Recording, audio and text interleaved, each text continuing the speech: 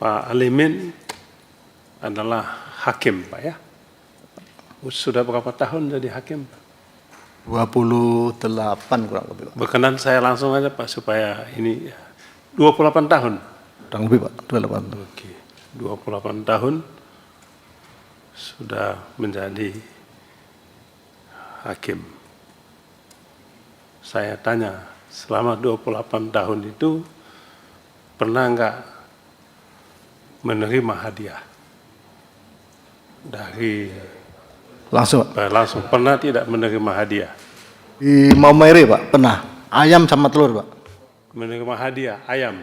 Ayam dari setelah putus, beberapa waktu kemudian, hampir 1 bulan, itu datang. Oke. Beri ayam dan telur.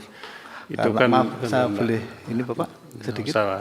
Ya, cukup saya tanya pernah atau tidak. Ya. Singkat aja Pak supaya nanti waktunya. Ya, itu di kampung saya karena memang miskin dikasih ayam ya sama telur. Ya. Kalau di Jakarta pernah nggak menerima hadiah? Tidak, Pak. Ya? Tidak. Coba saya telinga nggak begitu ini. Tidak, Pak. Tidak pernah. Ya. Tidak pernah menerima hadiah. Dia. Apakah pernah ada yang menawarkan hadiah? Secara langsung tidak pernah, Pak. Secara tidak langsung pernah. Cuma menyinggung-nyinggung itu. Secara tidak langsung pernah tidak? Saya cuma mengartikan itu apakah iya atau tidak. Jadi Bapak bilang tadi secara langsung tidak pernah. Maka secara tidak langsung pernah. orang nyampaikan, Pak. Orang nyampaikan, nawarkan gitu. Ya. Ya, orang itu siapa? Rekan hakim, Pak. Ya? Rekan. Oh, teman hakim. Cuma Jadi teman dari canda gitu, Pak. Teman hakim Bapak Alimin menawarkan ada hadiah. Bercanda. Jadi dia bercanda, cuma saya apakah itu menawarkan atau tidak. Itu. Bercanda. Nggak usah, saya enggak nanya bercanda atau apa kan. Saya hanya menindaklanjuti apa yang Pak Alimin tanya. Ya. Pernah menerima hadiah, pernah ada yang menawarkan, secara langsung tidak ada. Berarti secara tidak langsung ada. Saya tanya, yang secara tidak langsung itu tadi teman hakim. Ya. Sambil canda, kan saya mau pindah, Pak. Wah, Pak Alimin ini atau untuk sangu aja. Oh, saya enggak. Nah, itu enggak penting lah. Penting yang teman hakim pernah menawarkan. Ya. Oke, dia menawarkan apa? Hadiah apa? Materi, Pak. Materi. Ya, apa itu? Ya, uang. Uang. Ya. Berapa banyak? Ya, enggak sebutkan, Pak. Tidak disebutkan. Tidak disebutkan. Karena saya tidak tanggapi, sudah. Gitu Dalam aja. kasus apa? Pra-peradilan.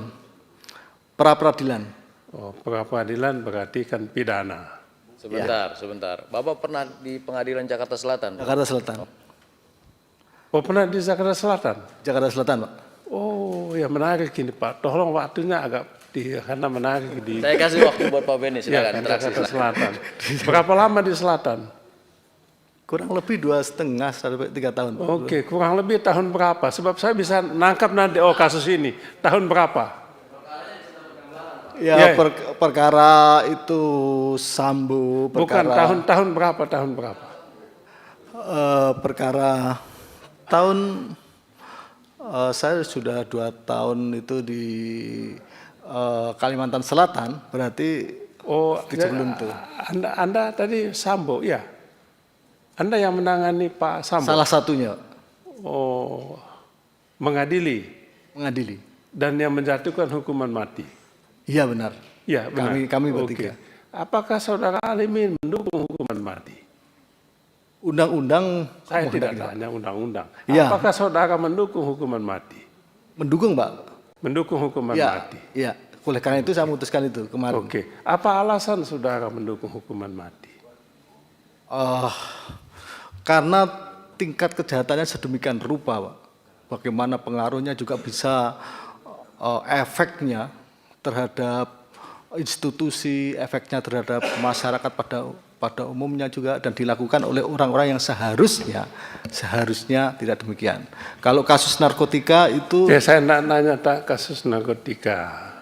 Saya tanya Pak Alimin ini mendukung hukuman mati. Betul kan Pak Alimin? ya Dan sudah pernah menjatuhkan hukuman mati. pernah Sudah berapa kali? 2 kali.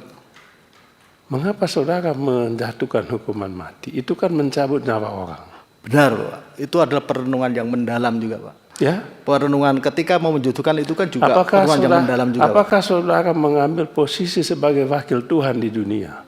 Saya memahami itu, Pak. Jadi ketika kasus posisinya itu Jadi, 10 ton misalkan. Bukan. Jadi Anda ini merasa sebagai wakil Tuhan di dunia. Begitu ya? Benar, Bapak. Ya, karena wakil Tuhan di dunia, karena hanya Tuhan yang mencabut nyawa manusia. Ya. Hanya Tuhan. Dan Anda mengambil posisi sebagai wakil Tuhan. Atas nama Tuhan, nyawa manusia kau cabut. Begitu kan? Benar, Bapak. Ya? Atas nama Tuhan kan mencabut Ya, nyawa. benar, demi keadilan. Betul kan? Atas nama Tuhan. Benar. Ya, jadi atas nama Tuhan, Pak Alimin mencabut nyawa Pak Sambo. Mungkin saya bisa jelaskan, Pak. Dan saya tidak butuh penjelasan. Baik. Saya hanya tanya, Anda punya posisioning. Jadi Ya. hakim itu perlu mengambil posisi. Ya. Posisi hukum maksudnya. Karena memang hakim itu wakil Tuhan. Jadi wakil Tuhan, jadi sebagai wakil Tuhan Anda menjatuhkan hukum, mencabut nyawa manusia. Atas nama Tuhan tadi kan begitu. Pertanyaan, sebagai wakil Tuhan, bagaimana Anda dalam perenungan Anda tadi itu bisa mengambil kesimpulan bahwa memang Tuhan inginnya nyawa orang ini saya cabut. Bagaimana itu? Bagaimana? Saya sampaikan langsung, Ya. Pak. Baik. Ini saya dari perspektif yang berbeda, Pak. Ada saat-saatnya orang dihukum mati karena saya berpikir bahwa orang tersebut akan tahu kapan dia mati. Ketika dia tahu kapan dia mati akibat perbuatannya, maka dia akan memperbaiki diri setidaknya itu di lembaga masyarakatan. Bukan. Pertanyaan saya Pak Alimin, simpel saja kan. Pak Alimin kan tadi wakil Tuhan di dunia. Ya. Berarti bagaimana Pak Alimin begitu loh ketemu dengan Tuhannya, ya kan merasa oh benar ini Tuhan mau ini dan saya jatuhkan putusan itu yang mau saya tanya begitu. Seperti apa prosesnya itu? Tentu dengan perenungan yang mendalam, Bapak. Perenungan, oke. Doa begitu ada apa? Iya, malam kita kan juga pergulatan batin yang luar biasa juga, Pak. Oke. Ada 2 tadi yang kasus yang Pak Alimin menjatuhkan hukuman mati. Ada 2. Satunya Pak Sambo. Ya. Narkotika, Pak. Satu narkotika, satunya Pak Sambo. Yang kasus narkotika sampai di Mahkamah Agung bagaimana? Ini kan kasusnya ini kan dilakukan oleh Bukan saya tanya. Itu sampai di kasus yang kasusnya di Pak mana, Alimin Pak? tangani Ya, di Mahkamah Agung di perjalanan Batalkan ternyata si ini meninggal, Pak. meninggal yang narkotika. Yang meninggal di LP. Oke, yang narkotika. Iya. Yang Pak Sambo di Mahkamah Agung Mahkamah Agung akhirnya diganti dengan seumur hidup kalau tidak keliru. seumur hidup ya. Iya. Apabila saudara calon hakim agung Alimin Nandi menangani lagi kasus Pak Sambo di Mahkamah Agung, apakah saudara akan tetap pada pendiriannya menjatuhkan hukuman mati terhadap Pak Sambo? Baik. Sesuai dengan KUHP baru, Pak. KUHP baru. Saya tidak tanya. Ya, oke. khusus. Ya, untuk kasus-kasus yang luar biasa seperti ini. Bukan saya tanya, apakah saudara akan tetap pada pendiriannya menjatuhkan hukuman mati untuk Pak Sambo? Saya tidak berkomentar untuk Pak Kapolres. Untuk perkara yang sejenis yang lain seandainya demikian. Bukan saya. Anda kan sudah pernah putuskan, sudah Iya. Anda jatuhkan. Dan Anda nanti menjadi hakim agung kan begitu. Kasus itu juga nanti sampai di meja Bapak, ya kan? Sangat mungkin. Kan Apakah? kode etiknya tidak boleh, Pak. Hah? Kode etiknya itu hakim tidak boleh menangani suatu perkara di mana di tingkat bawahnya itu pernah menangani kasus tersebut. Oh, itu kode etiknya. Iya. Kalau sudah menangani ini, Ya, oke. tidak diperbolehkan, Pak. Oke, andai kata kalau kode etik ini hakim MK aja bisa melanggar kode etik, ya kan? Memang Mahkamah Agung kan bisa aja langgar kode etik.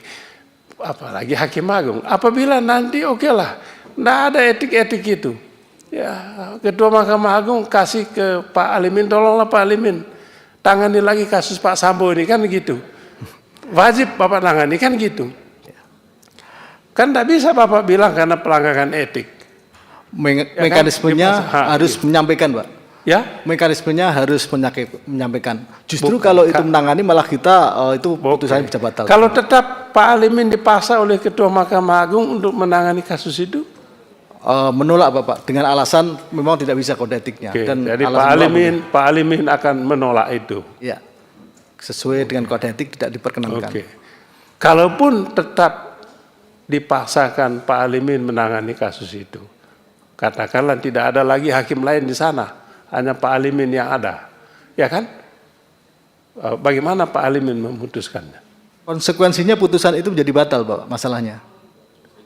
Tetap Konsekuensinya itu putusan itu harus jadi batal dan akhirnya harus ditunjuk oleh hakim lain yang tidak pernah menangani perkara itu. Oh, Konsekuensinya. karena itu Yang karena lain, Pak itu Beni. bertentangan dengan kode etik, maka putusan yang Bapak berikan itu batal. Tapi dalam kasus Mahkamah Konstitusi kan tidak batal.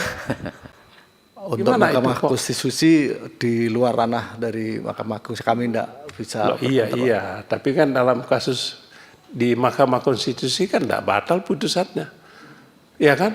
Di Mahkamah Agung masa tidak boleh, ya? Oke, itu saja Pak. Terima kasih banyak Pak Alimin. Download Tribun X sekarang. Menghadirkan lokal menjadi Indonesia.